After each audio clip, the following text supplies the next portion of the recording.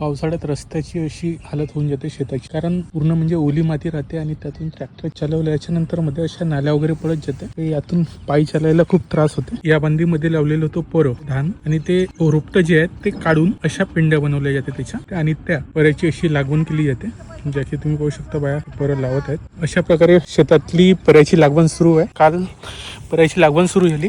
हा आहे नागपूरच्या वेस्ट वॉटर नाला, शेताला लागूनच आहे. आणि ही मशीन आहे जे पूर्ण शेताला पाणी देण्यासाठी इथून अंडरग्राऊंड पाईपलाईन दिली आहे सगळी. तिकडलं तो 10 एकराचा प्लॉट आणि हा 3 एकराचा प्लॉट. लागवणीची सुरुवात या 3 एकरामधूनच केली. तर मित्रांनो, आता वाजलेल्या 5:30 आणि सर्व बायांना झाली आहे सुट्टी. सकाळी 10:30-11ला त्या बाया कामाला त्यानंतर अर्ध्या पाऊण तासाची मधामध्ये सुट्टी राहते आणि 5:30ला सुट्टी होते. तर आज त्यांची लागवण ही इतकी झाली आणि काल त्यांनी जे आहे ते पोरं काढले होते. आधी पोरं काढले जाते, मग आणून पाणीमध्ये टाकले जाते, मग त्याच्यानंतर लागवण. त्याआधी तर ट्रॅक्टरनी पूर्ण ते जागा तयार केली जाते. तर अशा प्रकारे धानाचं म्हणजे रोवणं सुरू आहे. आमच्या भाषेमध्ये इकडल्या भाषेत रोवणं म्हणते, कुठे लागवण म्हणते. सगळ्यांचे आपापले. आणि लागवड झाल्याच्या नंतर हे अशा प्रकारे दिसते, जे की मोठं झाल्यावर खूप मस्त दिसते. आणखी हे शेत आमचं आहे आणि हे शेत जे आहे ते माझ्या आत्याला दिलं होतं 2 एकर बाबांनी, ते आहे. आणि 10 एकराचा प्लॉट तिकडे आहे. तर लीलाबाई बायांकडून येताना म्हणजे दिवसभर ते बायांच्या मागे होती. हो, किती दिवस लागते या लागवणीला?